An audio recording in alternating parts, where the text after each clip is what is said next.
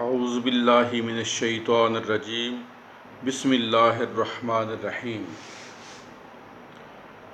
اللہ تبارک و تعالیٰ کا ارشاد گرامی ہے، فاذکرونی اذکرکم،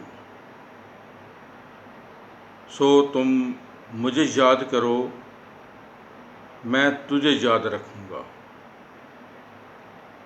اللہ تبارک و تعالیٰ کے اس ارشاد گرامی میں بندوں کو ذکر الہی کی ترغیب دینا ہے کہ اے لوگو، میرے ذکر میں مشغول ہو جاؤ، اور اللہ تبارک و تعالیٰ کا یہ ارشاد گرامی کتنا اہمیت کا حامل ہے، ہمیں تنبیہ کر رہا ہے اور پھر ہمارے لیے انعام و اکرام کا اعلان بھی کر رہا ہے کہ بندے تو میرا ذکر کر، میں تیرا ذکر کروں گا، تو مجھے یاد رکھ، میں تجھے یاد رکھوں گا۔ باری تعالیٰ فرماتا ہے کہ اگر بندہ مجھے دل میں یاد کرتا ہے، مجھے اکیلے میں یاد کرتا ہے، تنہائی میں یاد کرتا ہے، تو میں بھی اسے تنہائی میں دل میں یاد رکھتا ہوں۔ اور اگر بندہ ذکر الہی لوگوں کی مجالس میں کرتا ہے، مجلس سجا کر اللہ کے ذکر کی، تو اللہ کا ذکر کرتا ہے، تو ایسی صورتحال میں اللہ تبارک و تعالیٰ کا ارشاد گرامی ہے کہ میں بھی تجھے اعلیٰ مجلس میں یاد کروں گا۔ اور وہ اعلیٰ مجلس کون سی ہوگی؟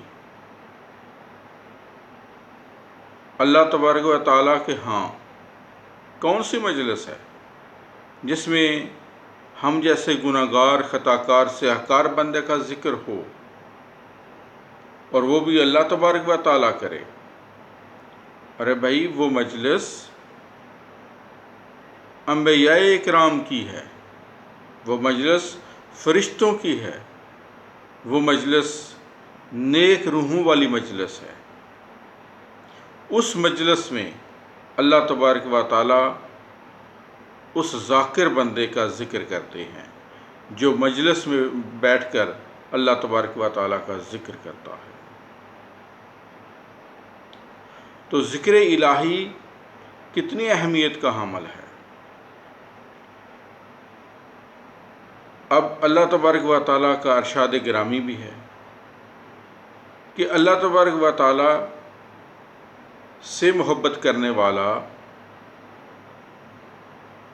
اور اللہ تبارک و تعالیٰ کی محبت کو اپنے دل میں سجانے والا لوگوں کے اندر کتنا پیارا ہو جاتا ہے، لوگ اس کی عزت کرتے ہیں۔ کیوں؟ اللہ تبارک و تعالیٰ اس بندے کی محبت لوگوں کے دلوں کے اندر ڈال دیتا ہے، لوگ بھی اس کا عزت و احترام کرنے لگتے ہیں۔ وہ جتنی زیادہ محبت الہی میں مشغول اور مصروف رہے گا، اتنا ہی زیادہ اللہ تبارک و تعالیٰ اس بندے کی محبت اور ذکر لوگوں کے دلوں میں ڈال دے گا۔ ایک روایت میں ہے کہ جب بھی لوگ اللہ تعالیٰ کے ذکر کے لیے بیٹھتے ہیں تو اللہ تبارک و تعالیٰ کے فرشتے